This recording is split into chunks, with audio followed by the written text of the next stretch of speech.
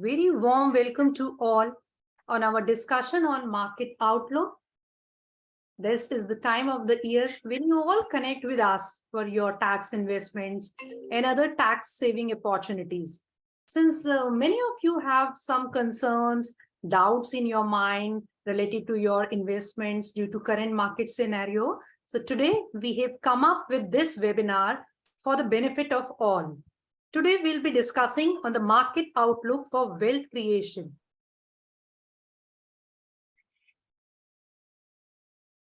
I'm Nisha Agarwal, co-founder TaxPoint Group, and I'm very pleased to share that today for discussing on market outlook, we have Mr. Mohit Sharma from Franklin Templeton Asset Management with us. Mr. Mohit is VP National Head Retail Sales. He has over 20 years experience in financial service sector across geographies and most of it in the asset management industry. He is known for his in-depth knowledge of personal finance. Thank you, Mr. Mohit, for accepting our invitation. Thank you, Nisha. I hope I am audible. Yeah, perfect. Okay, thank you. Yeah. So thank you so now, much. I would like to request you to please share your views on market outlook. How do you see market to perform in this year or say next 2 or 3 years? Whether we should be concerned over less returns in mutual fund investments in the last 1 year, especially for those investors who have started mutual fund with us in the last 1 year. So over to you, Mr. Mohit. Okay, first and foremost, Nisha, thank you so much for having Franklin Templeton on this platform and having me here as a speaker. So just for my this thing, will it be, how would you want me to conduct it, completely in English, or you want to be in Hindi or English? What is more palatable for the audience? I will make it accordingly. So I just need to ask you. I can't hear you. You're mute, Nisha. So English would be perfect if we can English, have English in Hindi. हाँ तो ठीक है, language तो वही है अपनी बोलने वाली, तो that's why होता क्या है ना, it's always good to ask rather than sticking to your pattern. So एक बार फिर से, I think all those people जो who have logged in right now and people who would be watching me over your YouTube channel, warm welcome to all of them. So Nisha, आपने बोला कि market outlook के बारे में, and of course concern specially उन लोगों का जो अभी शॉर्ट टर्म के लिए मार्केट में साल भर में या 2 साल के लिए ही उन्होंने इन्वेस्टमेंट चालू किया है, not seeing as good returns. So what I have done preparation for this session is market outlook. जब आप पूछते हो ना, market outlook is a very time bound activity looking at कि next market में क्या होने वाला है. And as you rightly said that I've spent more than 2 decades in the market. तो मैं जो अपना experience है, it's about now 25 years. And just want to tell the audience of this show, I've spent this is my 22nd year with Franklin Templeton alone and this company. It has been a very enriching journey because बहुत कुछ सीखने को मिला इस period में, investment behavior के बारे में, market cycles के बारे में, and which I would want to share in this session.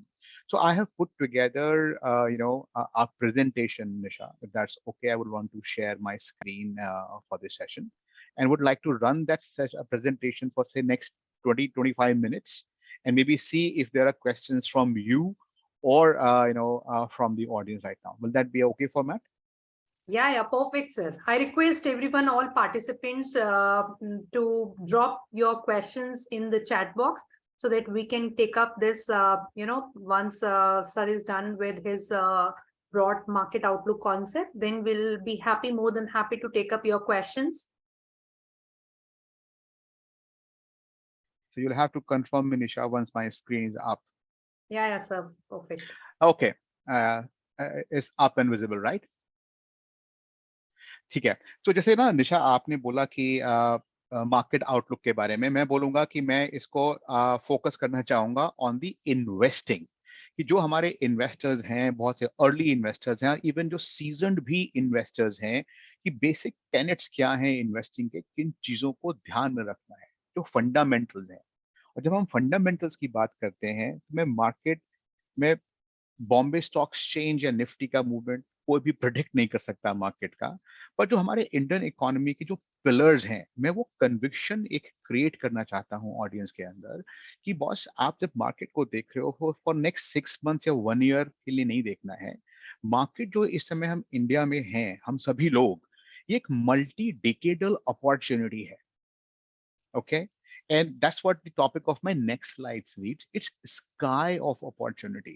जितने भी हम लोग इस समय इन्वेस्टिंग एज ग्रुप में हैं, आई थिंक वी आर, जैसे बोला जा रहा है इंडियन गवर्नमेंट द्वारा एक अमृत काल है, तो हम लोग उस अमृत काल ऑफ इन्वेस्टिंग में भी हैं। And you know what I have done, एक बहुत फेमस अभी क्लिप हुआ था, मिस्टर रिद्धम देसाई हैं जो मैनेजिंग डायरेक्टर हैं मॉर्गन स्टैनली इंडिया के। नॉट श्योर निशा अगर आपने नाम सुना है उनका। तो ये इंडिया टुडे कॉन्क्लेव था मुंबई में, उनकी एक स्पीच थी और इट वाज अ स्पीच जो एक काफी वायरल भी हुई थी। मैं उसका एक क्लिपिंग लेके आया हूँ ऑडियंस के लिए, and let me see, I hope it works well in this format and people will be able to hear him. It's a 2.5 minute clip. I would want people to hear him. मुझे बताना निशा if it is audible. Audible? Audible?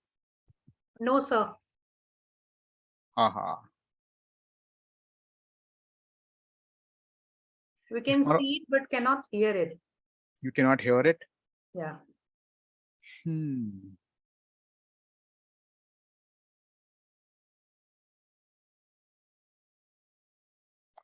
So I'm sorry for that. So any which way, so let me I will summarize what he was saying, because technologically through a Zoom platform, I think जो हम audible play करते हैं वो audio सुनाई नहीं देगा शायद आपको उस तरीके से. I was thinking it might be playing. Riddham Desai is a managing director for Morgan Stanley India, and जो उनका summary है वो एक next slide में आएगा. Basically what he was saying, and let me go to the his summary. This is what the summary he is saying, this clip or slide, and शायद मैं आपको अलग से भेज दूंगा so that अगर आपको लगता है ये appropriate है, you can share with your investors. वो कह रहे हैं जो जो ग्लोब, जो वर्ल्ड के लिए इस समय थ्रेड्स हैं, एजिंग एक थ्रेड है पूरे वर्ल्ड के लिए, डी ग्लोबलाइजेशन एक थ्रेट है वर्ल्ड के लिए, डिजिटाइजेशन भी एक थ्रेट है पूरे वर्ल्ड के लिए, और जो डी कार्बनाइजेशन एक एनर्जी को लेकर के पूरे वर्ल्ड में एक बहुत बड़ा एक डिबेट चला हुआ है. It's a big threat for the global larger developed economy. What he saying largely वही सारे फैक्टर्स अगर आप देखोगे और उसको आप ब्रेकअप करोगे, ब्रेक डाउन करोगे, it's a very big opportunity set for India and for all of us as investor in India. He's saying India को people are knowing that he's an office to the world. शायद हम सभी को पता है, kind of technological advancement that we have had, kind of companies we have had in India, but India is soon becoming even factory to the world as well. जो first point है नीचे जो लिखा है opportunity for India, second point office to the world, third is saying India का अगर आप देखोगे इस समय वर्ल्ड में मोर ऑफ दिस जो यूक्रेन रशिया क्राइसिस हुआ है और जो एनर्जी को लेके जियो पॉलिटिक्स चल रहा है इस समय वर्ल्ड ओवर में, सम हाउ इंडिया जो है उस मार्केट प्राइस वॉलेटिलिटी से इस समय अनटच्ड है. करेक्ट. प्लस इंडिया जो है the way future we are investing towards the green energy, I think we are again decades ahead in terms of the developed world is.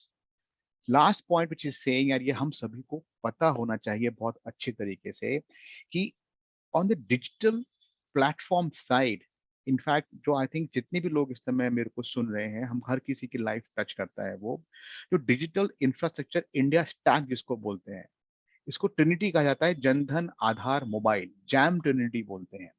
What this Jam Trinity has done, it has really opened up a Pandora's box of opportunities for our businesses. And this is what even the developed nations are trying to copy from India. आज की date में मैं और आप अगर wallet नहीं भी लेके जा रहे हैं, शायद I think we are carrying a mobile in our hands, छोटे से छोटा पेमेंट और बड़े से बड़ा पेमेंट हम कर पाते हैं. That is an ease of convenience for me and you, but on business के लिए जो translate किया है, it has really opened a very big floodgates of opportunity. ये slide मैं last में रखा था, but I will want to go back and come back the next slide after Mr. Riddham Desai's speech I had put in. What we are saying, the next decades, they belong to India. And that's the forecast that we have, that the nominal GDP of India is going to touch more than $8 trillion in the next 10 years. आप मुझसे market view की बात कर रहे थे ना, मैं आपको एक डिकेड की पूरा व्यू बता रहा हूँ. ठीक है. And this is the long-term theme that will define our country, our economy, which will be consumption, disruptive effect, and upgrade. Let me break it down for our audience here. Demographics हम सभी को पता है कि आज की date में we are the youngest nation in the world. Demographic dividend के बारे में बहुत कुछ लोग पढ़ चुके होंगे, सुन चुके होंगे. This is going to really lead into rising of income levels and urbanization, which will be a very big positive effect on the economy. Same thing, this young population, earning population lead to the consumption behavior unleashing the opportunity. And third, इसका जो leg है consumption का है, वो है financialization. On all of us in this business, we have seen how the financialization of assets and financialization of savings have taken place over the last 3 to 5 years especially. And all of this is going to just gain pace from here. Coming on the disruptive effect, which is formalization of the economy, technology driven and privatization on these 3 parameters. Upgrade आप देखोगे तो budget का भी जो पूरा focus रहा है, not only of this year but in the previous years also, huge upgrade investment happening on the infrastructure. The corporates, जो अगर कोविड या कोविड से पहले का आप टाइम देखोगे जहां पे कि बैंक का एनपीए साइकिल से पूरा इंपैक्टेड था, वहां से लेके अब तक का जो सफर है, हर हमारा इंडियन कॉर्पोरेट जो है, दे हैव डीलेवरेज देमसेल्व्स, अपनी बैलेंस शीट को क्लीन अप कर रहे हैं, हल्का कर रहे हैं, डेट को पेयरिंग कर रहे हैं, ठीक है.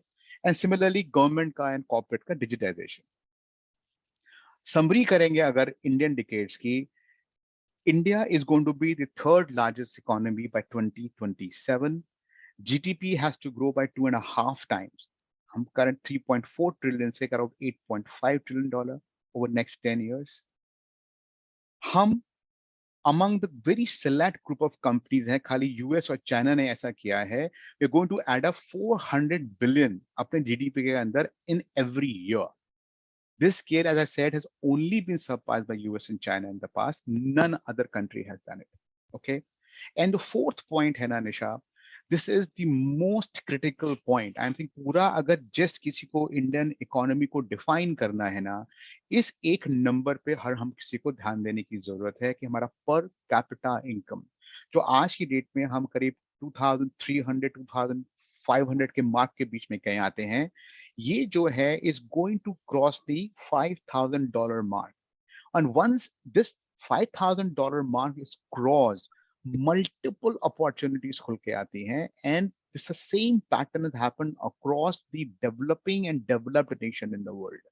तो मैं अपने इन्वेस्टर्स को ये एक बहुत इंपॉर्टेंट एक वेक्टर है, अगर कभी भी आपको चेक करना है कि how we are progressing, how we are going to progress, how is per capita income is moving, please continue to have a look at it.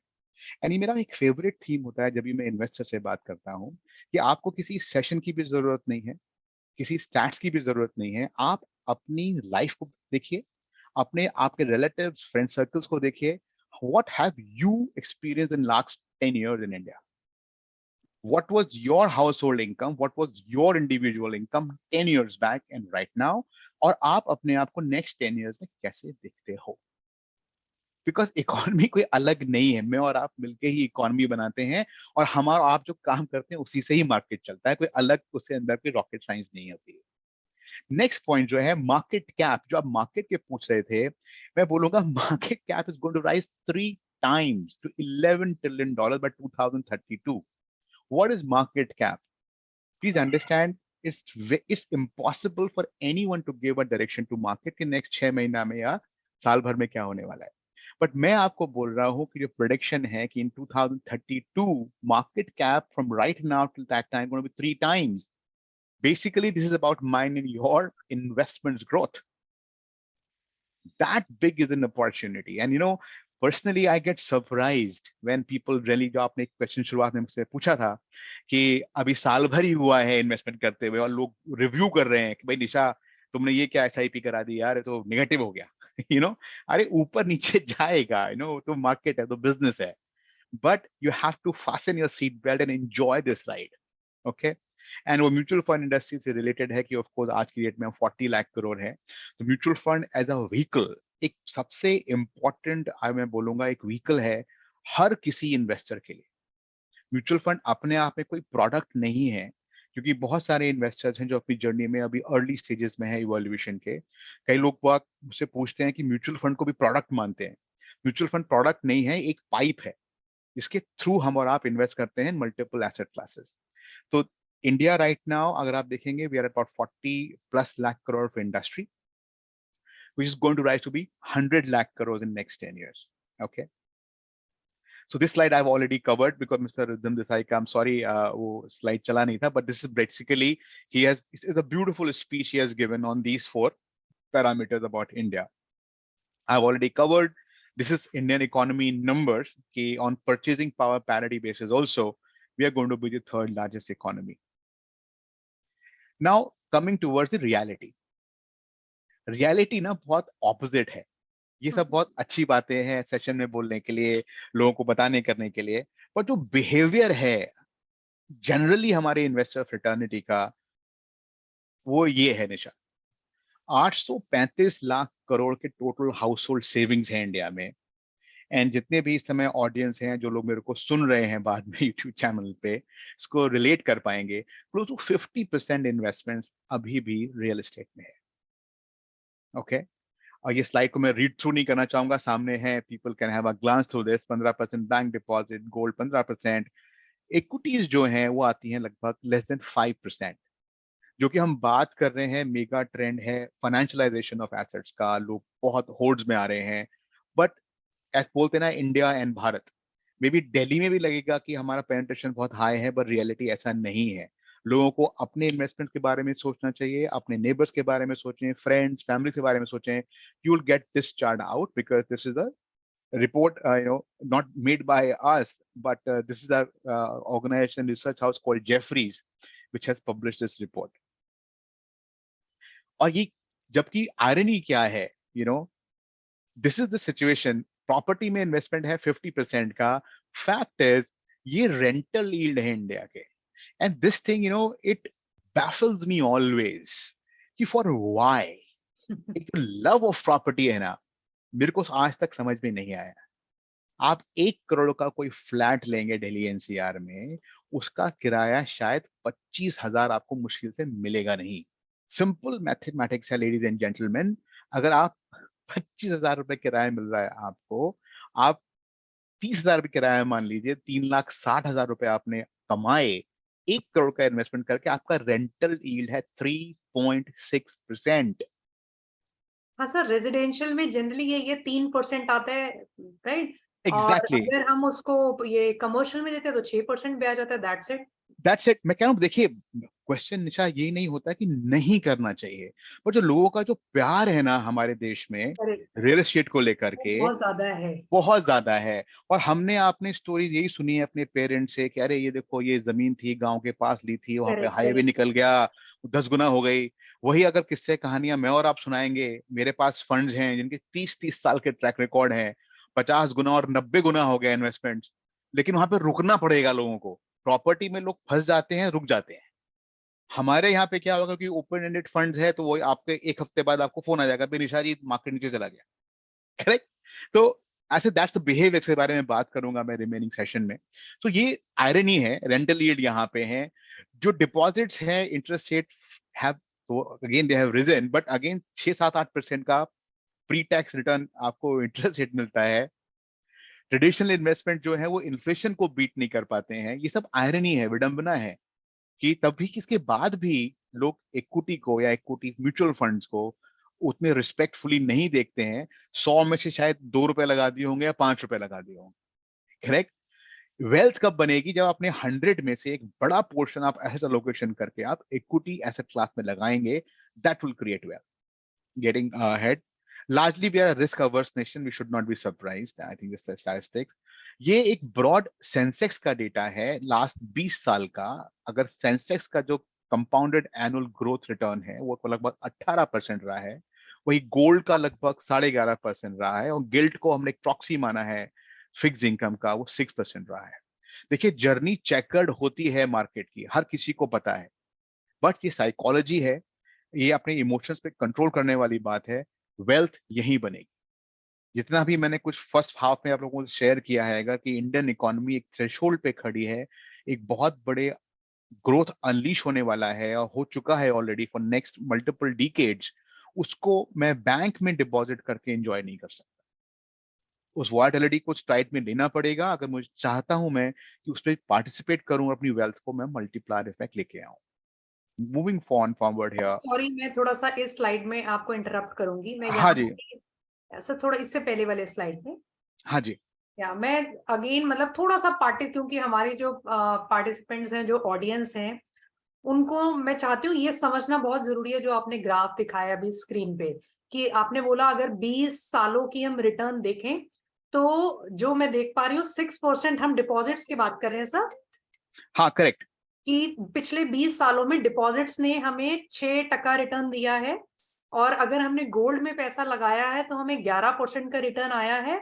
और वो ही चीज जो हमारा सेंसेक्स है, जो हम म्यूचुअल फंड्स यहाँ पे हम जो डिस्कशन कर रहे हैं वो इक्विटी, मतलब हम थोड़ा सा म्यूचुअल फंड्स का डिस्कशन कर रहे हैं रादर देन डायरेक्ट स्टॉक्स। तो हम करेक्ट। कहते हैं कि वही पैसा अगर हमने म्यूचुअल फंड में लगाया होता तो पिछले 20 सालों में 18% का रिटर्न आया है। तो ये यहाँ पे 10,000 रुपीज की वैल्यू है निशा। 10,000 का value is 2.75 lakh versus 88,000 and 31,000। तो थोड़ा सा मैंने इसीलिए रिपीट करा क्योंकि मैं चाहती हूँ हमारा ऑडियंस जो है, पार्टिसिपेंट, थोड़ा सा इस चीज को समझें कि हमें कितना डाइवर्सिफिकेशन की जरूरत है। Sure, thank you for that stress point Nisha, for highlighting it. या सर प्लीज। हाँ जी। सो ये ना, ये भी एक इम्पॉर्टेंट पीस ऑफ इंफॉर्मेशन है स्लाइड पे जो मैं इस सेशन के लेके आया हूँ निशा, कि होता क्या है जब भी क्राइसिस आते हैं, चाहे जियो पॉलिटिकल क्राइसिस हो, और जो इक्विटी म्यूचुअल फंड में लोग इन्वेस्टेड हैं उसमें एक बहुत पैनिक होता है लोगों के अंदर। तो ये बहुत इंटरेस्टिंग डेटा पॉइंट्स हैं। अगर आप देखें 2001 में जब वर्ल्ड ट्रेड सेंटर पे अटैक हुआ था, it was very unfortunate incident. Markets जो है ना, जो निफ्टी का सेंसेक्स है वो 43% करेक्ट हुआ था। इमेजिन, होता क्या है हम सब लोग भूल जाते हैं इन एक्सपीरियंसेस को। It's very simple for all of us to forget. And वो लोगों के परमानेंट फिर इंप्रेशंस बन जाते हैं कि वो, जैसे आपने शुरुआत में आपने बोला किसी ने 1 साल पहले ही इन्वेस्ट किया है। इमेजिन कीजिए कोई इन्वेस्टर था, उन्होंने 2000 में ही फर्स्ट टाइम इन्वेस्ट किया था, उनका टोटल वेल्थ घट के -43% चला गया। बट उसके 1 साल, 3 साल और 5 साल बाद की जर्नी आपके सामने है, और ये रिपीटिशन रहा है। आप सार्स आउटब्रेक को ले लीजिए, या रिसेंट आप एक यूरोपियन डेट क्राइसिस हुआ था, तभी भी मार्केट 26% नीचे चले गए थे। ये दिसंबर 2011 की बात है। नेक्स्ट 1 ईयर, 3 ईयर और 5 ईयर का रिटर्न आपके सामने है। यहाँ पे मैं रिटर्न नहीं हाईलाइट करना चाहता हूँ, मैं एक अगेन जो ह्यूमन साइकोलॉजी है उससे रिलेटेड एक फैक्ट लोगों से शेयर करना चाहता हूँ कि देखिए, वर्ल्ड ओवर जियो पॉलिटिकल क्राइसिस सिचुएशंस आएंगी, मेडिकल इमरजेंसीज आ सकती हैं, अनफॉर्चुनेट इवेंट लाइक कोविड, भगवान ना करे कभी दोबारा हो, बट कुछ और शेप एंड फॉर्म में सब माइल्डर वर्जन कुछ हो सकता है। लेकिन जो हमारे इन्वेस्टमेंट्स हैं, सबसे बड़ा जो जरूरत है मेरे को आपको, वो है पेशेंस को रखने का। क्योंकि ये अलग अलग टाइप के क्राइसिस हैं, अलग अलग टाइम फ्रेम में हुए हुए क्राइसिस हैं, लेकिन कॉमनैलिटी क्या है, that if you have hold on to your patience, right, your return making ability was not impaired permanently. जो लोगों को लगता है कि दुनिया खत्म होने जा रही है और ये यूएस की इकोनॉमी अब बर्बाद हो जाएगी, और यूएस बर्बाद होगा तो दुनिया में ये हो जाएगा, यूएस चाइना की वॉर हो जाएगी और चाइना जो है वहां पे अटैक कर, देखिए, जहां भी मार्केट का आज ग्रोथ है 60,000 के ऊपर, इंडियन सेंसेक्स है, अगर इन सब वॉलेटिलिटी, इन सब घटनाओं के साथ कुछ होने के बाद हम 60,000 पे हैं। तो यही इक्विटी म्यूचुअल फंड्स में जब आप इन्वेस्टमेंट्स करते हैं तो एक माइंडसेट प्रिपेयर होना चाहिए कि वॉलेटिलिटी होगी, और उस वॉलेटिलिटी का इक्वल रिवॉर्ड मेरे को आपको मिलेगा। उससे घबराना नहीं होता है, सबसे इंपॉर्टेंट बात है, उससे घबराना नहीं है, अपने इमोशंस को कंट्रोल करना है। करंट क्राइसिस अगर आप देखेंगे कोविड 19 का, हम कहाँ पे 2020 में हुआ था, लास्ट 1 ईयर रिटर्न वाज 77%। ये 3 साल 5 साल कहाँ जाके रुकेगा? इस स्लाइड को हम फिल इन द ब्लैंक की तरह रखेंगे आगे लाइव। अगर टैक्स पॉइंट के सेशन में मैं आता हूँ 3 साल बाद, 5 साल बाद, तो इस स्लाइड को याद करिएगा आप, ठीक है? और सेम जियो पॉलिटिकल क्राइसिस जो इस समय रशिया यूक्रेन क्राइसिस चल रहा है, we will see how the returns are made. Moving on, again wealth creation ideas में कोई बहुत यूनिक चीज से बताने वाला नहीं हूं निशा। लोगों को पता है कि एसआईपी जो है कितना पावरफुल टूल है। और जैसे मैंने बोला कि हमारा जो फंड है, हमारे पास कम से कम 5 फंड हैं जिनका जो है मल्टी डिकेडल ट्रैक रिकॉर्ड है। ये मेरा एक फंड है Franklin India flexi cap fund, इसका 94 से ट्रैक रिकॉर्ड है। और अगर कोई इन्वेस्टर 10,000 रुपीज की SIP इस फंड के अंदर कर रहे होते इंसेप्शन, 34 लाख की value today would have been 10.6 crore. देखिए ये जो नंबर्स होते हैं, मैं इसको, कोई भी इस समय ऑडियंस है बोलेंगे अरे गिमिक ही है, इतना लंबा करता कौन है। बात ये नहीं है कि आपको 25 साल 30 साल इन्वेस्टमेंट किया है, अगर आपने 5 साल 10 साल 15 साल 20 साल भी इन्वेस्टमेंट किया होता, your returns would have been great. मैं यहाँ पे जो मैंने बोला है आइडिया, आइडिया SIP नहीं है। SIP शायद सब लोगों को आज की डेट में पता होगा। I want to leave behind idea with all the audience today right now is कि आप SIP तो करते हैं, उसको स्टेप अप करिए। देखिए मेरा पूरा सेशन जो है ना, निशा ने बोला मार्केट को लेकर के होगा, मार्केट नहीं है ये पूरा सेशन, आपके बिहेवियर को लेकर के है। अगर SIP भी आप कर रहे हैं, मैं बोलूंगा SIP में स्टेप अप करिए। वही एग्जांपल 10,000 का निशा फ्लेक्सी कैप फंड के अंदर अगर मैं 10% का स्टेप अप कर देता, एक एग्जांपल के तौर पे देखें, अगर इस पूरी स्टेप अप जर्नी, सर आप बोल रहे हैं, मतलब आप सालाना 10% हाँ से इंक्रीज कर देते अपनी SIP को। Exactly exactly. होता क्या है, देखिए हम सब ह्यूमंस हैं और इन्वेस्टमेंट्स किसी की प्रायोरिटी नहीं रहे।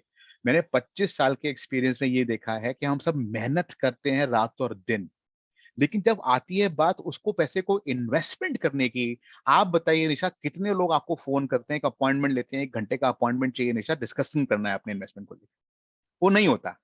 तो जब SIP भी करते हैं लोग, हार्ड कन्विंस करके SIP कर देते हैं, मेरा कहना यह है कि भैया उसी वक्त आप उसको एक ऑटो बूस्ट दे दीजिए, विद गॉड्स ग्रेस आपकी इनकम बढ़ती रहेगी। आप उसको 5% 10%, उससे अलग अलग वेरिएंट होते हैं, उसको बढ़ा दीजिए उसी समय, तो ऑटोमेटिकली ऑटो पायलट तरीके से आपकी इनकम बढ़ती रहेगी भगवान के आशीर्वाद से, और आपके इन्वेस्टमेंट भी 10% के बढ़ते रहेंगे। कि बार बार रिन्यू करना वो होता नहीं है, देखो यार ये प्रैक्टिकल रियलिटी है। तो ये जब ऑटो स्विच आप कर देते हैं ना, ऑटो स्टेप अप कर देते हैं, it's a very powerful tool. और मेरी टैक्स पॉइंट की तरफ से मैं आपको एडवाइस करूंगा, जितनी भी SIP आप करते हैं आप लोग, आप SIP करें, उसको स्टेप अप SIP करें। Take this advice from me. Imagine the power in this example alone Nisha. वो जो हमारा पुराना एग्जाम्पल था, जो 34 लाख की जगह है, आप जो इन्वेस्टमेंट हो जाएगा वो लगभग 1.61 करोड़ का होएगा, और जो वैल्यू है वो बजाय 10.6 करोड़ की कंपेयर हो जाएगी 17.9 crore. It's a huge difference it can create to people's wealth over a period of time. नहीं यार सर, 10% इंक्रीज तो लाइक हार्डली पता भी नहीं चलता है, राइट? और उस एग्जैक्टली छोटे से इंक्रीज से हमारा जो कॉर्पस है, वो आप कह रहे हैं 10 करोड़ की बजाय हमारा ऑलमोस्ट 18 करोड़ कॉर्पस हो जाएगा। Exactly that's a exactly big difference, big big difference. So this is what, through this channel of yours, मैं ये मैसेज आपके ऑडियंस को देना चाहता हूँ कि प्लीज प्लीज SIP करें, और SIP को स्टेप अप SIP में कन्वर्ट कर दीजिए। You will remember Franklin Templeton, you will remember this session. Okay, moving on. So केवल ये मैसेजिंग वाले पॉइंट्स हैं निशा, क्योंकि शुरुआत में जो आपसे बात हुआ था, जो बिहेवियर के बारे में हम बात कर रहे थे, कि जब हम लॉन्ग टर्म SIPs करते हैं, उसी से जो हमारी जो वॉलेटिलिटी है वो कार्व आउट हो जाती है। स्पेशली जो भी आपके इन्वेस्टर्स हैं, अगर उन्होंने आपसे प्रश्न किया है, तो I think 1 year is not a time frame to look at, is absolutely not a time frame to look at. आप मत करिए SIP, I will be little harsh here, मत करिए इन्वेस्टमेंट। आप अपना पैसा अपने बैंक में रखिए, सेविंग बैंक में रखिए, एंजॉय करिए उसमें से।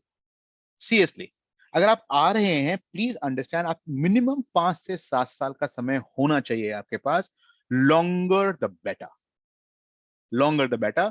अच्छे से प्लानिंग करिए, एक लिक्विडिटी का कुशन अपने पास अवेलेबल रखिए, ताकि शॉर्ट टर्म इमरजेंसीज में आपको इन इन्वेस्टमेंट में डिप ना करना पड़े। ये पैसा जो है अपने गोल के हिसाब से अलोकेशन कर दीजिए आप। हर तरह के ऑप्शन जो आपके ऑडियंस इस समय मेरे को सुन रहे हैं, tax point will guide you. अगर आप बोलेंगे कि मेरे 100 रुपए में से मेरे को ये 20 रुपए जो है इनकी रिक्वायरमेंट है ही मेरे को 15 साल बाद, ये 30 रुपए मेरे को शायद 3 साल बाद चाहिए होंगे, और ये 50 रुपया मेरे को लिक्विड में चाहिए, वो आपको वैसे ही एडवाइस आपका प्लान बना के देंगे। म्यूचुअल फंड, जैसे मैंने शुरुआत में सब लोगों को बोला था सेशन के अंदर, अपने आप में प्रोडक्ट नहीं है। म्यूचुअल फंड एक स्लीव है, एक पाइप है, जिसके थ्रू आप अगर 15 दिन के लिए आपको पैसा लगाना है तभी भी प्रोडक्ट है। लिक्विड और शॉर्ट टर्म फंड्स होते हैं। मीडियम टर्म के लिए लगाना है तो शॉर्ट ड्यूरेशन फंड्स हैं। लॉन्ग टर्म के लिए लगाना है तो इक्विटी ओरिएंटेड म्यूचुअल फंड्स हैं। आपको सभी तरीके के आपको ऑप्शंस अवेलेबल मिलेंगे आपको, एक्सक्यूज मी, म्यूचुअल फंड के अंदर। तो प्लीज टाइम निकालिए, टैक्स पॉइंट से आप अपना अपॉइंटमेंट लीजिए, कंसल्ट कीजिए, प्लान बनाइए, उसको स्टिक करिए। इट्स वेरी सिंपल, कोई रॉकेट साइंस नहीं होता है इन्वेस्टिंग के अंदर। ये सारे स्लाइड जो है, मैं एक इंटरेस्टिंग एग्जांपल लाया हूं Nisha, and if you permit me and then I can of course open for Q&A। तो ये क्योंकि जनरल एक, we are okay with the time Nisha? Yeah, please. Okay तो ये एक हाइपोथेटिकल एक मैंने नाम ले लिया है कि आनंद है, और इन्हें होता है ना जनरली कि बुल मार्केट जब मार्केट में होता है और बहुत से लोग आते हैं एसआईपी के बारे में, लोग सुन सुन के परेशान हो चुके हैं, भाई एसआईपी क्या होती है, मुझे भी करनी है, एक हर्ड माइंडसेट। तो ये आनंद जी ने भी एसआईपी कर ली हमारे 2006 में। Please understand it was initial bull run 2006 to 9। I don't know Nisha what you were doing then, but Anand ने 10,000 की एसआईपी शुरू कर ली और 3 साल में 3,60,000 के पैसे लगाए इन्होंने। पर इनका रिटर्न, इनका एक्सपेक्टेशन, इनका जो एक्सपीरियंस था बहुत खराब रहा। ही made a loss, okay, on this investments of 3.6 lakh rupees. उनको 70,000 का नुकसान हो गया। आनंद ने परेशान होकर के जो भी पैसा था निकाल करके बैंक में एफडी कर दी और पैसे को छोड़ दिया वहां पे। कि and mutual fund are bad, ये कुछ नहीं होता, इक्विटी म्यूचुअल फंड कोई बकवास है, कोई पैसे नहीं बनते। और उन्होंने 8% के उस ब्याज पे उन्होंने एफडी कर दी, छोड़ दी वहां पे 20-22 साल के लिए। लेकिन ह्यूमन साइकोलॉजी, मार्केट में फिर बुल रन आया। उन्होंने कहा वो तो पैसा मैंने एफडी में लगा दिया भैया। उन्होंने बोला चलो, मैं पैसे भी, इनकम बढ़ गए थे आनंद की, उन्होंने 20,000 के एसआईपी कर दिया 2013 में। क्या गलती हो गई थी, मैं बड़ा करता हूँ, मार्केट में इनकम भी बढ़ गई है। और फिर अगले लगभग 10 साल के लिए 2022 तक एसआईपी चलाते रहे। तो 23 लाख रुपए लगाए। जो एफडी में पैसा लगाया था लगभग 3 लाख, उसकी वैल्यू हो गई थी 8.3 लाख। ये जो उन्होंने 20,000 की एसआईपी लगाई, 23 लाख इन्वेस्टमेंट किया, उसकी वैल्यू हो गई लगभग 49 लाख। ओके, इनका एक कंसोलिडेटेड रिटर्न देख लेते हैं आनंद का 2006 से 2022 तक का, जो दो टुकड़ों में रहा। लगभग 26.6 लाख की वैल्यू उनकी थी 57.2 लाख। ओके, ये रिटर्न है लगभग 10% का, और 30 लाख का एब्सोल्यूट गेन है। आनंद के फ्रेंड थे Amit, he simply did a 10,000 rupees SIP and stuck to it, that's all. उसने बढ़ाया भी नहीं, उसने चेंज भी नहीं किया। Results are in front of us. उस 10,000 रुपए की पीरियड सेम है, 16 साल 7 महीने, 26 लाख की बजाय उसने लगाए लगभग 20 लाख रुपए, पैसे कम लगाए। इसकी वैल्यू थी अमित की 76 लाख के आसपास compare to 57 lakh. Okay, he made a return of 14.6%। Amit, ये आनंद ने with all his this thing market time करने की कोशिश करी, निकाल के एफडी में कर दिया, फिर लगाया दुगना अमाउंट लगाया। He made 30 lakh rupees. Amit simply remain invested, 10,000 के एसआईपी केवल चलाते रहे उसको, और his value is 56 lakh rupees. Message is very simple, Nisha. It is very simple to make money in the markets. You just have to control your emotions. और यही अगर अमित ने ये 26.6 लाख रुपए अगर अज्यूम कर लीजिए, अगर एसआईपी के फॉर्म में लगाए होते, इक्वल अमाउंट लगाया होता, उसकी वैल्यू आज 1 करोड़ रुपए होती। तो स्ट्रॉन्ग मैसेज मैं लोगों को यही देना चाहूंगा कि देखिए, अपने इमोशंस, अपने बिहेवियर को कंट्रोल करना होता है। शॉर्ट टर्म मार्केट मूवमेंट से इसको घबराइए मत। remain invested in the market. Text point से आप टच में है, you are with a very good player and distributor, I would say, and can give you very good advice. Explore the options. एक flex STP और value STP एक enhanced features है निशा, and we'll talk to you about it, and of course request investors to know more about it. कि market इनमें क्या होता है, ये enhanced feature है, SIP का next step up है ये, कि आप SIP तो कर ही रहे हैं, जब आप फ्लेक्स एसटीपी या वैल्यू एसटीपी करते हैं तो मार्केट करेक्ट होता है, तो आपका ज्यादा अमाउंट मार्केट में जाता है against the automatic value. Ask about it. Systematic withdrawal plan के ऑप्शंस होते हैं, जो भी जिन लोगों को रेगुलर इनकम का रिक्वायरमेंट है या रिटायरीज हैं अगर शो को सुन रहे हैं, systematic withdrawal are a perfect solution for the investors through mutual funds. The options are available.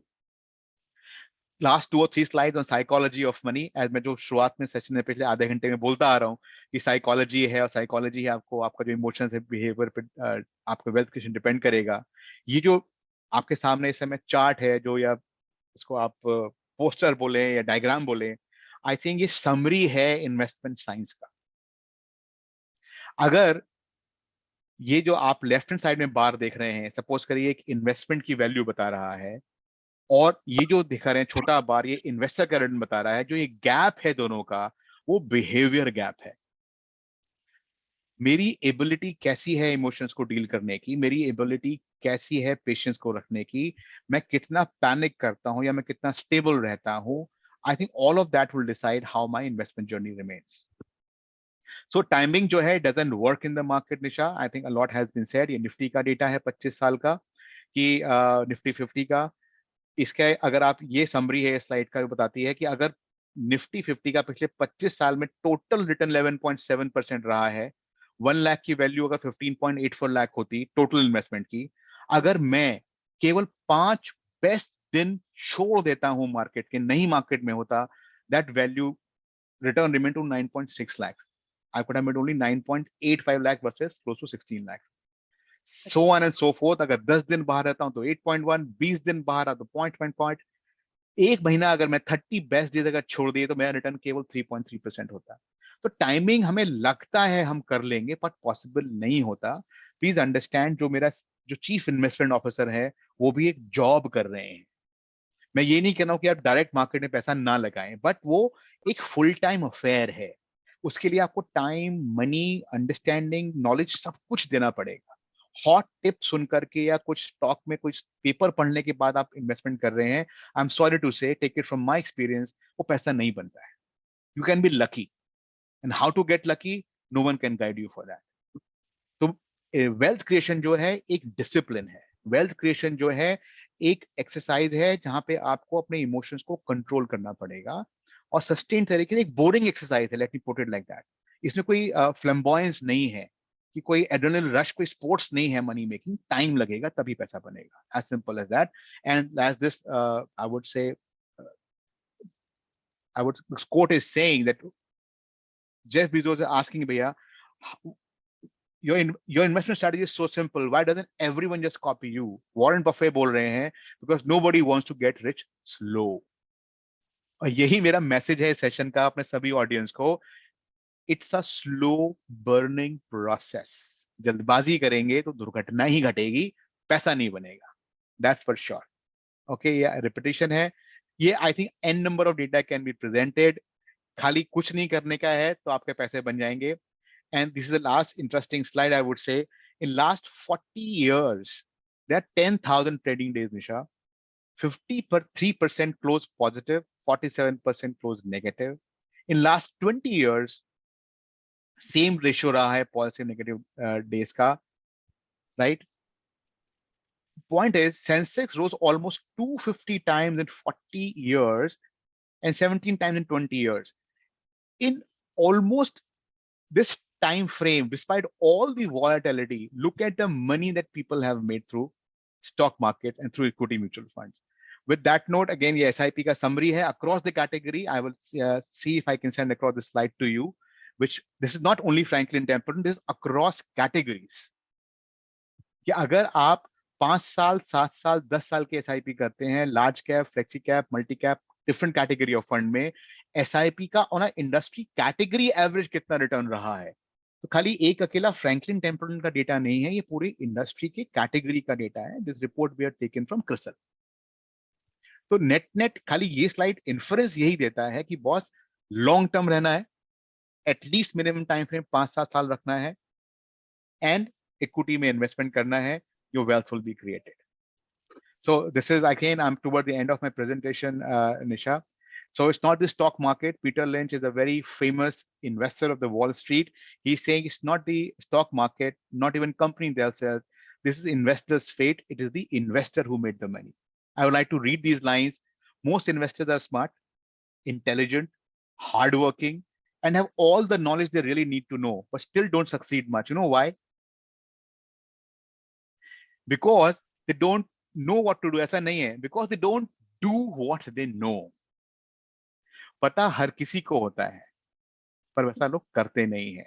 I think that's the essence of investing. And ये risk पे मेरे last slides हैं. हर एक कोई घबराता है risk से. You know, the beautiful, I love these slides. For these people, this is sports.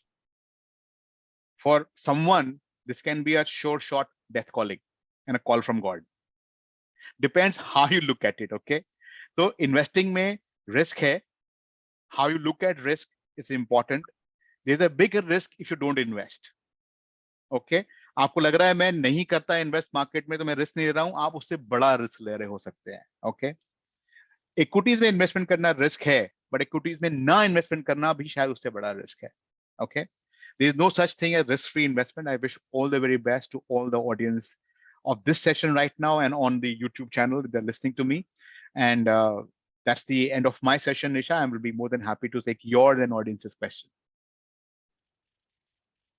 Yeah, thank you so much, Mr. Mohit. आपने बहुत सारी एक तो सबसे बड़ा जो कंसर्न था, जो बहुत आजकल क्वेश्चंस आ रहे हैं, आपने उसको एड्रेस करा कि लास्ट 1 ईयर का रिटर्न काफी सारे इन्वेस्टर्स का, स्पेशली जो पिछले 1 साल से जिन्होंने एसआईपी स्टार्ट करी है, उनका नेगेटिव आ रहा है, या रिटर्न्स ओवरऑल भी अगर कुछ नेगेटिव हैं. तो आपने यही चीज बताई कि हमें जो है, अगर हम इन्वेस्टमेंट, हम जो आज डिस्कशन कर रहे हैं वो इन्वेस्टमेंट के लिए कर रहे हैं, कि अगर आप इन्वेस्टमेंट के लिए आ रहे हैं तो मार्केट तो ऊपर नीचे जाएगा ही, बट हमारा जो म्यूचुअल फंड है उसमें ये क्षमता होती है कि वो आपको मतलब एक अच्छा रिटर्न जनरेट करके दे. अगर आप, जैसे मैंने भी कहीं पढ़ा है कि अगर हम हर तरीके की मार्केट में, एक स्टडी है कि कोई भी इन्वेस्टर कभी भी आया कभी भी गया, अगर वो म्यूचुअल फंड में 8 साल तक बना रहा तो उसने किसी भी टाइम पे आया किसी भी टाइम पे गया, उसने मिनिमम 12% तो कमाया ही है, हर इन्वेस्टर ने.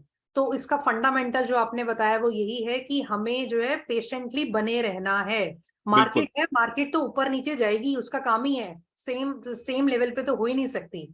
और जो हमने बोला कि जितने ये सारी जो पॉलिटिकल चीजें, ये इवेंट्स, ये सारे चीजें होंगी, तो बट हमें अगेन, हमें अगर हम इन्वेस्टमेंट के लिए आ रहे हैं तो हमें मिनिमम 5 साल 7 साल 8 साल का टाइम लेके चलना है, और आपको फिर अच्छा रिटर्न मिलेगा.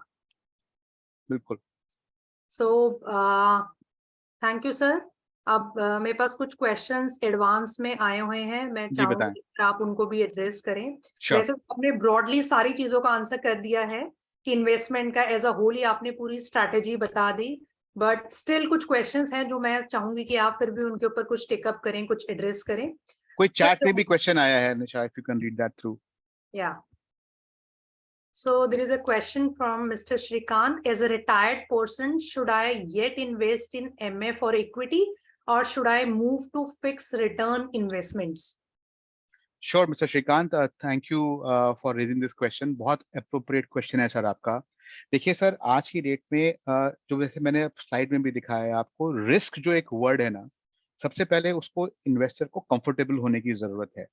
अगर आप रिटायर्ड हैं, आपके सामने पूरी जिंदगी का एक्सपीरियंस है, हो सकता है आप बोले कि I understand the risk very well, I am comfortable to invest into equity mutual funds, मैं लार्जली इक्विटी म्यूचुअल फंड में रहूंगा. एज अ थंब रूल आज की डेट में, जैसा आपका स्पेसिफिकली आपका क्वेश्चन है, मैं ये एडवाइस करूंगा, लार्जर पोर्शन ऑफ जो मनी है आपका आपके पास, क्योंकि बैंक में भी बड़े अच्छे सीनियर सिटीजन के लिए ऑप्शंस अवेलेबल हैं, गवर्नमेंट स्पॉन्सर्ड स्कीम्स हैं सीनियर सिटीजन के लिए, थोड़ी लिमिट है उनके अंदर, उनमें जरूर आप इन्वेस्टमेंट करें.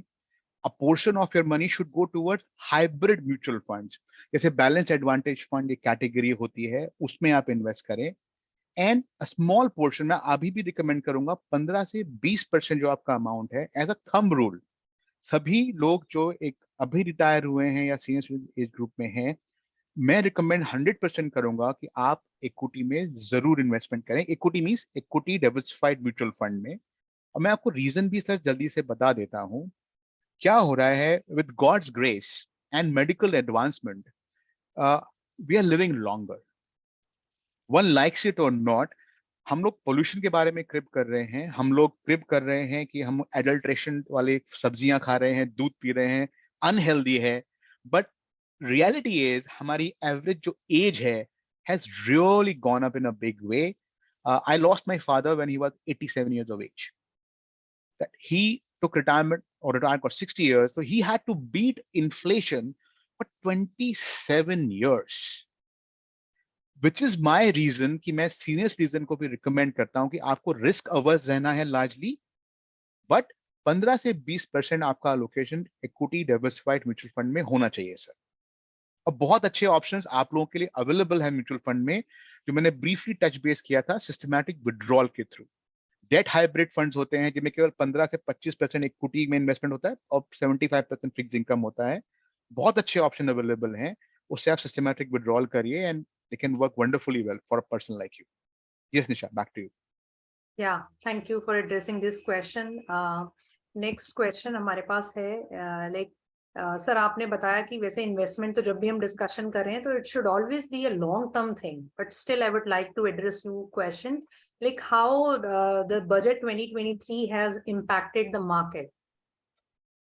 बजट 2023, देखो निशा, मैंने शुरुआत यहीं से करी थी। क्या है ना, लार्जली, और मैं इंडिविजुअल कैपेसिटी में लोगों को बोलना चाहूंगा कि बजट ना लार्जली एक नॉन इवेंट है। आप अभी नहीं, पिछले कितने भी सालों में आप देख लीजिए, क्योंकि मार्केट जो है वो बजट का मोहताज नहीं है। क्योंकि बहुत ज्यादा अर्थ शैटरिंग कुछ ऐसा गवर्नमेंट को कुछ अनाउंसमेंट नहीं करना है कि वो मेक और ब्रेक हो जाएगा इकोनॉमी के लिए। हमारी जैसे होता है ना, एक हमारी एक ट्रेन है, उसमें स्पीड पकड़ रखी है, उसको रोकना बहुत मुश्किल है, किसी के लिए कोई रोकना भी नहीं चाहता है।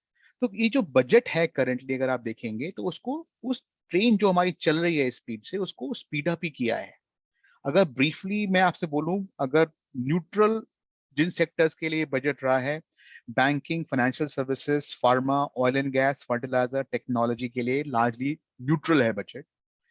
पॉजिटिव बहुत रहा है कंज्यूमर ड्यूरेबल्स के लिए, इंफ्रास्ट्रक्चर रिलेटेड सेक्टर्स के लिए, सीमेंट एज अ सेक्टर के लिए, ऑटो कंपोनेंट्स के लिए, टेलीकॉम के लिए। स्लाइटली अगर नेगेटिव है थोड़ा, इंश्योरेंस के लिए नेगेटिव रहा है, अगर आप बजट से स्पेसिफिकली उससे मुझसे ये पूछना चाहते हैं तो। लेकिन मेरी फिर यही आप सबसे रिक्वेस्ट रहेगी, we should not read too much in the budget and link it with the market. Okay, thank you sir. हमारा भी यही मानना है कि देखिए छोटे समय में बाजार को लिंक नहीं करना चाहिए।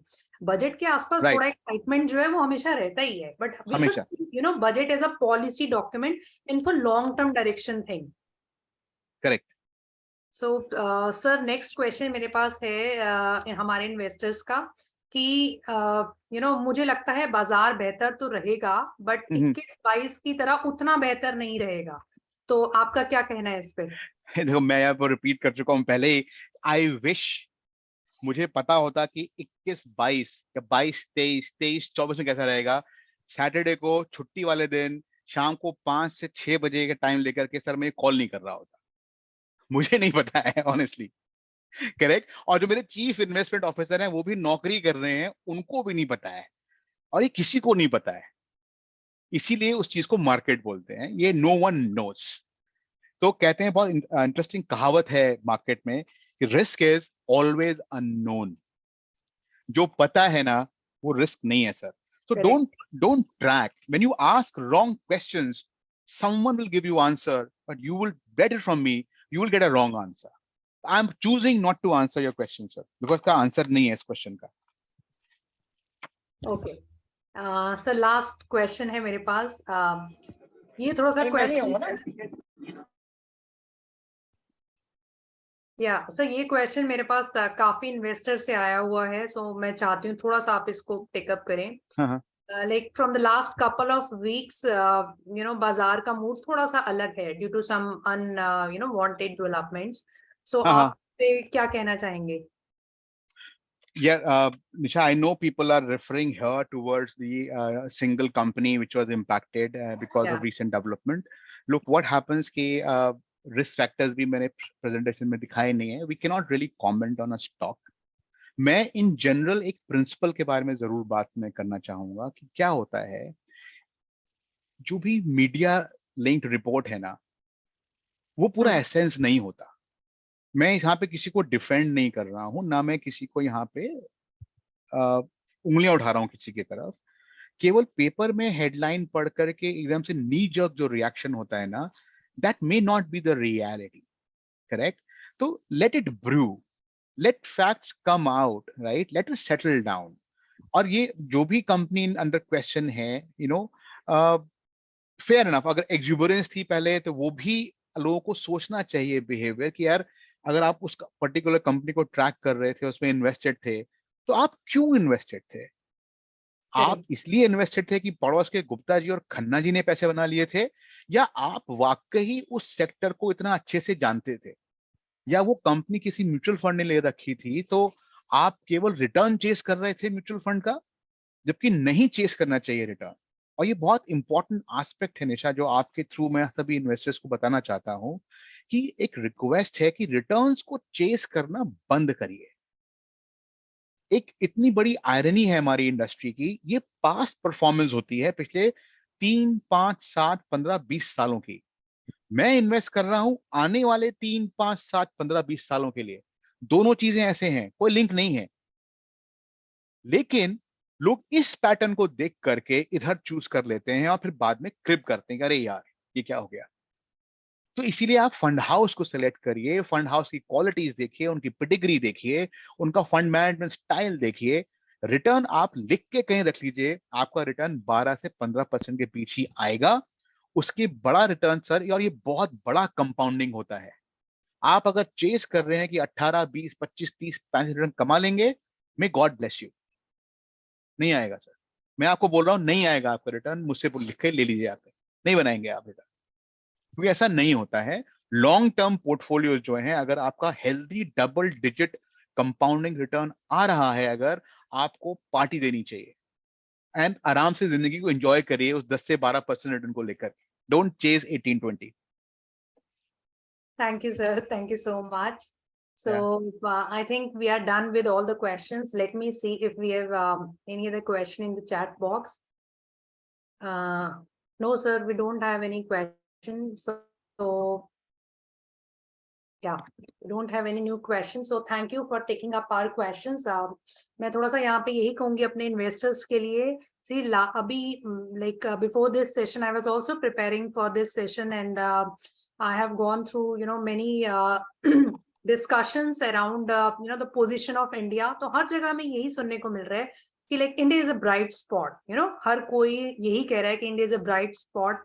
जितनी global companies हैं वो इन्वेस्टमेंट के लिए चाइना प्लस कुछ ढूंढ रही हैं. They are looking for diversification of supply chains. तो वो और ऑप्शंस ढूंढ रही हैं. तो यहाँ पे इंडिया को बहुत बेनिफिट मिलेगा. Then we are among the top 5 economies now. हमने भी सर ने दिखाया कि 10th नंबर से हम अब 5वें नंबर पर आ गए हैं. Overall we are well governed, we have stable government, we are well regulated, and we have so many lessons, we have learned so many lessons over the last decade. Sir ने आपको slides दिखाई कि world over में भी जितने events हुए उसके बाद अगर कोई 1 साल तक, 3 साल तक, 5 साल तक मार्केट में बना रहा तो उसकी कैसी रिटर्न्स आई हैं.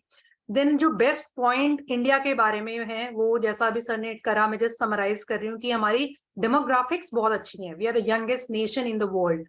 Then digitalisation, entrepreneurship culture, digital consumption. तो इतने सारे पॉइंट्स हैं जो इंडिया के फेवर में है और हर कोई यही कह रहा है कि India is a bright spot. So मैं यहीं पे ऐसे सम अप करूंगी कि वेल्थ बनाने का सबसे अच्छा तरीका है अच्छी कंपनीज में सही दाम पे खरीदें, डाइवर्सिफिकेशन करें, लंबे समय तक बने रहें, पेशेंट रहें. अगर आप इन्वेस्टमेंट के लिए आ रहे हैं तो प्लीज ट्रेडिंग एफएनओ से थोड़ा सा दूर रहें. And please have faith on Indian macros and India is a bright star. बाजार गिरेगा, उसका काम है गिरना उठना, उससे हमें घबराना नहीं है बल्कि और पैसा डालना है. और लॉन्ग टर्म, अगर हमें लॉन्ग टर्म में पैसा बनाना है तो हमें ऐसे जो मौके बाजार में आते हैं उसमें और निवेश करना चाहिए. Exactly. Many thank you, Mohit sir, for joining us. I appreciate your time and look forward to see you again. Sure. This was my pleasure to be here on the platform to whole TaxPoint team and all the investors who took out time to attend this session, and many of your viewers who would watch this over your YouTube channel. Thank you very much. I wish you loads of success in your investments. Thank you. Thank you so much, sir. Thank you everyone for being with us. We'll be uploading this video shortly on our YouTube channel. So please feel free to share it with your friends, family, and colleagues. So thank you everyone. Good evening. Thank you.